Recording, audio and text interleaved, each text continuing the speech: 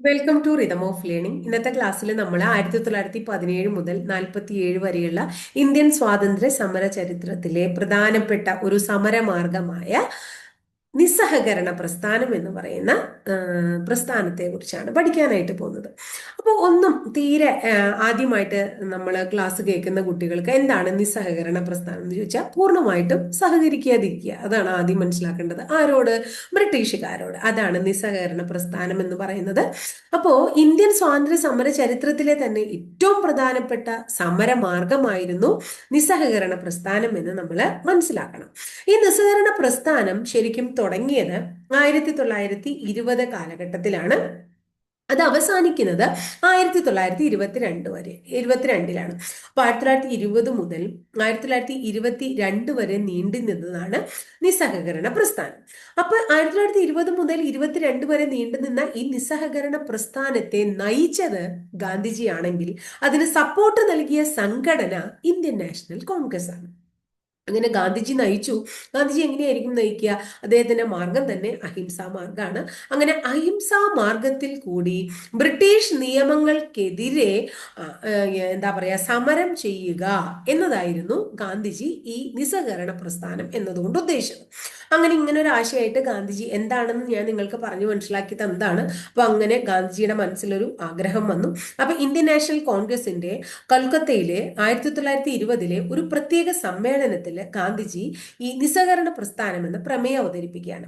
അപ്പൊ ഗാന്ധിജി നിസ്സഹകരണ പ്രസ്ഥാനം എന്ന പ്രമേയം അവതരിപ്പിച്ചത് 1920 ഇന്ത്യൻ നാഷണൽ കോൺഗ്രസിന്റെ പ്രത്യേക കൊൽക്കത്ത സമ്മേളനത്തിലാണ്. ആ സമ്മേളനത്തിൽ അധ്യക്ഷൻ ആരായിരുന്നു എന്ന് ചോദിച്ചു കഴിഞ്ഞാൽ ലാലാ ലജപത് റോയിയാണ്. ലാലാ ലജപത് റോയിയുടെ നേതൃത്വത്തിൽ 1920 കൽക്കത്തയിൽ ഒരു പ്രത്യേക സമ്മേളനം നടക്കുകയാണ്. ആ സമ്മേളനത്തിൽ ഗാന്ധിജി ഇങ്ങനെ നമുക്കൊരു പ്രസ്ഥാനം രൂപീകരിക്കാം എന്നൊരു ആശയം വെച്ചുകൊണ്ട് ഒരു പ്രമേയം അവതരിപ്പിച്ചു. എന്നാൽ 1920 നാഗ്പൂരില് വിജയരാഘവ ആചാര്യയുടെ നേതൃത്വത്തിൽ നടന്ന ഇന്ത്യൻ നാഷണൽ കോൺഗ്രസിന്റെ സമ്മേളനത്തിലാണ് നിസ്സഹകരണ പ്രസ്ഥാനം എന്ന് പറയുന്ന ആശയം എന്താന്ന് പറയുന്നത് അംഗീകരിക്കുന്നത്. അപ്പൊ അംഗീകരിച്ച ഇന്ത്യൻ നാഷണൽ കോൺഗ്രസിന്റെ സമ്മേളനം 1920 നാഗ്പൂർ സമ്മേളനമാണെന്ന് ഓർത്തു വയ്ക്കാം. അങ്ങനെ അത് അംഗീകരിച്ചു. അങ്ങനെ ഇന്ത്യൻ നാഷണൽ കോൺഗ്രസ് അംഗീകരിച്ച ഈ ഒരു പ്രസ്ഥാനം നമ്മൾ തുടങ്ങാനായിട്ട് തീരുമാനിച്ചു. അങ്ങനെ എന്താണ് മെയിൻ ആയിട്ട് ഇവർ ചെയ്തത് എന്ന് ചോദിച്ചാൽ സമരം ഈ ഒരു പ്രസ്ഥാനം തുടങ്ങുമ്പോൾ അതിനെ അനുകൂലിച്ചുകൊണ്ട് കുറേ ആൾക്കാരുണ്ടാവും ഇല്ലേ? അപ്പൊ ഈ സമര അനുകൂലികളെല്ലാം തന്നെ എന്താണ് ബ്രിട്ടീഷ് ഉൽപ്പന്നങ്ങളൊക്കെ ഉപയോഗിക്കാണ്ടിരുന്നു, അല്ലെങ്കിൽ അവർ അതൊക്കെ ഉപേക്ഷിച്ചു. മദ്യ വിൽപ്പനശാലകളൊക്കെ ഉപരോധിച്ചു. വലിയ വലിയ റാലികള്, സമരങ്ങള് ഒക്കെ, സമ്മേളനങ്ങളൊക്കെ ഇവരെ സംഘടിപ്പിക്കാനായിട്ട് തുടങ്ങി. അങ്ങനെ ഗാന്ധിജിയുടെ നേതൃത്വത്തിൽ ഇന്ത്യയിൽ നടന്ന ആദ്യത്തെ ബഹുജന പ്രക്ഷോഭം എന്ന് PSC ചോദിക്കുമ്പോൾ അതിന്റെ ഉത്തരം നമ്മൾ എന്താ പറയേണ്ടത്?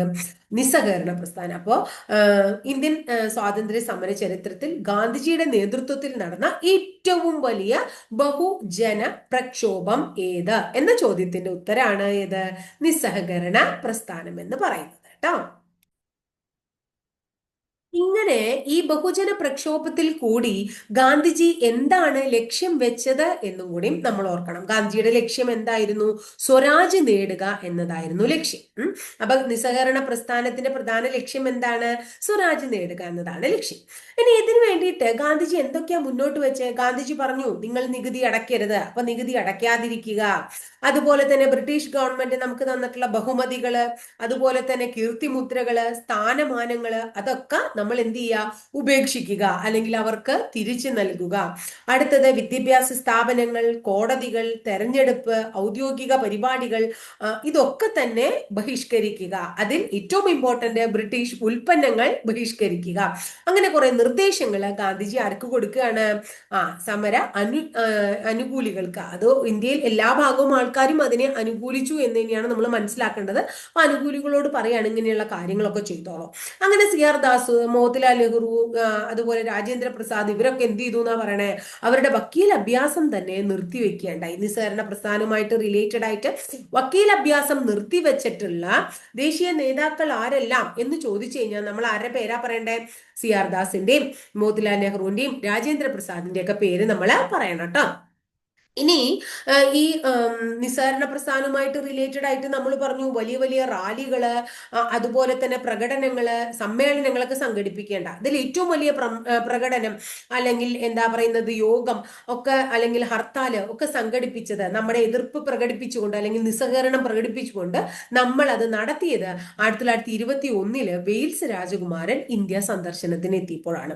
അപ്പൊ 1921 വെയിൽസ് രാജകുമാരൻ ഇന്ത്യ സന്ദർശിച്ചപ്പോൾ നടത്തിയ പ്രകടനങ്ങള് അല്ലെങ്കിൽ രാഷ്ട്രീയ ഹർത്താലുകള്, യോഗങ്ങളൊക്കെ എന്തുമായിട്ട് റിലേറ്റഡ് ആണ് എന്ന് ചോദിച്ചു കഴിഞ്ഞാൽ ഇന്ത്യൻ സ്വാതന്ത്ര്യ സമര ചരിത്രത്തിലെ പ്രധാന സമരമാർഗമായിരുന്ന നിസ്സഹകരണ പ്രസ്ഥാനവുമായിട്ട് റിലേറ്റഡ് ആണ് എന്ന് നമ്മൾ മനസ്സിലാക്കുക. ഇനി അടുത്തത് നിസ്സഹകരണ പ്രസ്ഥാനത്തിൽ പങ്കെടുത്തുകൊണ്ട് അറസ്റ്റ് വരിച്ച ലേഡീസ് ഉണ്ടായിരുന്നു. അവരാരൊക്കെയാന്ന് ചോദിച്ചു കഴിഞ്ഞാൽ ഊർമിള ദേവി, ബാസന്തി ദേവി തുടങ്ങിയവരാണ്. അപ്പൊ നിസ്സഹകരണ പ്രസ്ഥാനവുമായിട്ട് റിലേറ്റഡ് ആയിട്ട് അറസ്റ്റ് വരിച്ച ലേഡീസ് ആരാണ്? ബാസന്തി ദേവിയും അതുപോലെ തന്നെ ഊർമിള ദേവിയൊക്കെയാണ്. ഇനി നമ്മൾ നിസ്സഹകരണത്തില് ഒരു കാര്യം ഉൾക്കൊള്ളിച്ചിട്ടുണ്ടായിരുന്നു. എന്താണ്? വിദ്യാഭ്യാസ സ്ഥാപനങ്ങളൊക്കെ ഉപേക്ഷിക്കുക. അപ്പൊ നമ്മൾക്ക് വിദ്യാഭ്യാസ സ്ഥാപനങ്ങൾ നമ്മളപ്പോ പുതിയതായിട്ട് രൂപീകരിക്കണ്ടേ? അതിനുവേണ്ടി നമ്മൾ എന്ത് ചെയ്തു?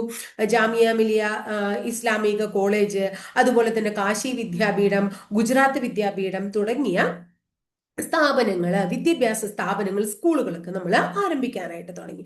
അങ്ങനെ നിസ്സഹകരണ പ്രസ്ഥാനം അതിന്റെ ഉന്നതിയിൽ നിൽക്കുന്ന സമയത്ത് നമ്മുടെ ഉത്തർപ്രദേശിലെ ഗോരഖ്പൂർ എന്ന് പറയുന്ന ജില്ലയില് ചൗരി ചൗര എന്ന് പറയുന്ന സ്ഥലത്ത് കുറേയധികം എന്താ പറയുന്നത് ആൾക്കാര് പ്രകടനം നടത്തുകയായിരുന്നു. അങ്ങനെ പ്രകടനം നടത്തുകയായിരുന്ന ജനങ്ങൾക്കെതിരെ പോലീസുകാര് എന്താണ് ചെയ്തത്? വെടിവെക്കാനായിട്ട് തുടങ്ങി.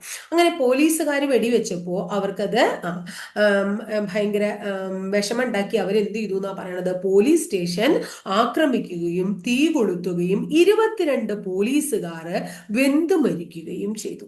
ഈ സംഭവത്തെ നമ്മൾ വിശേഷിപ്പിക്കുന്നത് ചൗരി ചൗര സംഭവം എന്നാണ്. അപ്പൊ 1922 ചൗരി ചൗര സംഭവം 1922 ഇന്ത്യൻ സ്വാതന്ത്ര്യ സമരവുമായി ബന്ധപ്പെട്ട് നടന്ന വളരെ ഇമ്പോർട്ടന്റ് ആയിട്ടുള്ള ഒരു സമരമാണ് ചൗരി ചൗര സംഭവം. 1922 ഫെബ്രുവരി 5-നാണ്. എന്താന്ന് പറഞ്ഞാൽ ചൗരി ചൗര എന്ന് പറയുന്ന പോലീസ് സ്റ്റേഷൻ ആക്രമിക്കുകയാണ് നമ്മൾ ചെയ്തത്. അങ്ങനെ 22 പോലീസുകാർ വെന്തു മരിച്ചു. ഗാന്ധിജി നിസ്സഹകരണ പ്രസ്ഥാനത്തിൽ എന്താ നമ്മൾ പറഞ്ഞ സമരം അല്ലെങ്കിൽ ഹർത്താലുകള്, സമ്മേളനങ്ങളൊക്കെ എങ്ങനെ നടത്തണം? അഹിംസാ മാർഗത്തിൽ നടത്തണം എന്നാ പറഞ്ഞത്. അപ്പൊ ഗാന്ധിജിക്ക് ഇത് ഇഷ്ടപ്പെടുവോ? ഇല്ല. അതുകൊണ്ട് തന്നെ 1922 ഫെബ്രുവരി 11 നിസ്സഹകരണ പ്രസ്ഥാനം പിൻവലിക്കാൻ ഗാന്ധിജി തീരുമാനിക്കുന്നു. അപ്പൊ ഗാന്ധിജി നിസ്സഹകരണ പ്രസ്ഥാനം പിൻവലിക്കാൻ തീരുമാനിച്ച കാരണമായിട്ടുള്ള സംഭവം ഏതാന്ന് ചോദിച്ചു കഴിഞ്ഞാൽ അത് ചൗരി ചൗര സംഭവമാണെന്ന് നമ്മൾ മനസ്സിലാക്കുക. എന്നാൽ പൂർണ്ണമായും നിസ്സഹകരണ പ്രസ്ഥാനം മുഴുവനായിട്ട് നിർത്തലാക്കിയത് 1922 ഫെബ്രുവരി 12-നാണ്. അപ്പൊ എന്നാ നിസ്സഹകരണ പ്രസ്ഥാനം നിർത്തലാക്കിയത്? 1922 ഫെബ്രുവരി 12-നാണ് നിസ്സഹകരണ പ്രസ്ഥാനം നിർത്തലാക്കിയത്. നിസ്സഹകരണ പ്രസ്ഥാനം നിർത്തലാക്കാൻ കാരണമായത് എന്താണ്? 1922 നടന്ന ചൗരി ചൗര സംഭവമാണെന്ന് മനസ്സിലാക്കുക. അങ്ങനെ നിസ്സഹകരണ പ്രസ്ഥാനം ഇത്രയും വലിയ പ്രശ്നമൊക്കെ ഉണ്ടായപ്പോൾ നിസ്സഹകരണ പ്രസ്ഥാനത്തെ തുടർന്ന് ഗാന്ധിജിയെ 1922 മാർച്ച് 10-ന് ബ്രിട്ടീഷുകാര് അറസ്റ്റ് ചെയ്ത് ഇയർവാദ ജയിലിൽ അടച്ചു. അങ്ങനെ ബ്രിട്ടീഷുകാര് ഗാന്ധിജിയെ നിസ്സഹകരണ പ്രസ്ഥാനവുമായിട്ട് റിലേറ്റഡ് ആയിട്ട് എന്ന് അറസ്റ്റ് ചെയ്തു എന്ന് ചോദിച്ചു കഴിഞ്ഞാൽ 1922 മാർച്ച് 10-ന് ആണ് അദ്ദേഹത്തെ അറസ്റ്റ് ചെയ്തത്. അപ്പൊ ശരിക്കും നല്ല രീതിയിൽ നടന്നുകൊണ്ട് പോയിരുന്ന ഒരു പ്രസ്ഥാനം അല്ലെങ്കിൽ സമരമാർഗം അവസാനിക്കാൻ കാരണമായത്, ഗാന്ധിജി നിർത്താൻ കാരണമായത് ചൗരി ചൗര സംഭവത്തെ തുടർന്നാണ്. പക്ഷെ അത് എന്താ പറയുന്നത് ആർക്കും ഇഷ്ടപ്പെട്ടില്ല. അപ്പോൾ നിസ്സഹകരണ പ്രസ്ഥാനം പിൻവലിച്ച ഈ നടപടിയെ ഒരു ദേശീയ ദുരന്തം എന്ന് ആര് വിശേഷിപ്പിക്കുകയാണ്? സുഭാഷ് ചന്ദ്രബോസ് വിശേഷിപ്പിക്കുകയാണ്. അത് നിർത്തലാക്കാൻ പാടില്ലായിരുന്നു, അത്രയും നല്ലൊരു കാര്യമായിരുന്നു എന്ന് എല്ലാവരുടെയും ധാരണ. പക്ഷെ ഗാന്ധിജിയുടെ മാർഗത്തിൽ കൂടെ അത് മുന്നോട്ട് പോയില്ല എന്നുള്ളത് കൊണ്ട് അദ്ദേഹം അത് പിൻവലിച്ചു. അതുകൊണ്ട് തന്നെ അതിനൊരു ദേശീയ ദുരന്തം എന്ന് വിശേഷിപ്പിച്ചത് ആര് എന്ന് വേണമെങ്കിൽ ചോദിക്കാം. മുമ്പ് ചോദിച്ചിട്ടുണ്ട്, സുഭാഷ് ചന്ദ്രബോസ് ആണ്. അങ്ങനെ ഗാന്ധിജിയെ അറസ്റ്റ് ഒക്കെ ചെയ്തു അല്ലെ. അങ്ങനെ ഇയർവാദ ജയിലിൽ അടച്ചു. അദ്ദേഹത്തിന്റെ വിചാരണ നടപടികളൊക്കെ നടത്തിയത് ആരാന്ന് ചോദിച്ചാൽ ജസ്റ്റിസ് C.N. ബ്രൂംഫീൽഡ് എന്ന് പറയുന്ന ബ്രൂംഫീൽഡ് കേട്ടോ. Justice C.N. ബ്രൂംഫീൽഡ് എന്ന് പറയുന്ന ആരാണ്? ജഡ്ജിയാണ്. അങ്ങനെ നമ്മൾ ഈ ഒരു നിസ്സഹകരണ പ്രസ്ഥാനം അവസാനിപ്പിച്ചതിൽ ഗാന്ധിജിക്ക് വളരെയധികം വിഷമമുണ്ടായി. അദ്ദേഹം പറയാണ്, അതായത് ചൗരി ചൗര സംഭവത്തെ തുടർന്ന് നമുക്ക് ഈ നിസ്സഹകരണ പ്രസ്ഥാനത്തെ ഹിമാലയൻ ബ്ലണ്ടർ എന്ന് വിശേഷിപ്പിച്ചത് ഗാന്ധിജിയാണ്. ചൗരി ചൗര സംഭവത്തെ തുടർന്ന് നിസ്സഹകരണ പ്രസ്ഥാനത്തെ ഹിമാലയൻ ബ്ലണ്ടർ എന്ന് വിശേഷിപ്പിച്ചത് ആരെന്ന് ചോദിച്ചു കഴിഞ്ഞിട്ടുണ്ടെങ്കിൽ അത് ആരാണ്? ഗാന്ധിജിയാണെന്ന് മനസ്സിലാക്കുക കേട്ടോ. അപ്പൊ ഇത്രയാണ് നിസ്സഹകരണ പ്രസ്ഥാനം. നിസ്സഹകരണ പ്രസ്ഥാനം പറയുമ്പോൾ അതിന്റെ ഒപ്പം തന്നെ പറയേണ്ട ഒരു സംഭവമാണ്, വളരെ ചെറിയ കുറച്ച് പോയിന്റ് മാത്രമേ ഉള്ളൂ ചൗരി ചൗര സംഭവത്തെ കുറിച്ച്, പക്ഷെ അത് ഇതുമായിട്ട് കണക്റ്റഡ് ആണ് എന്നുള്ളത് കൊണ്ടാണ് നിസ്സഹകരണ പ്രസ്ഥാനവും ചൗരി ചൗര സംഭവവും നമ്മൾ ഒരുമിച്ച് പറഞ്ഞത്.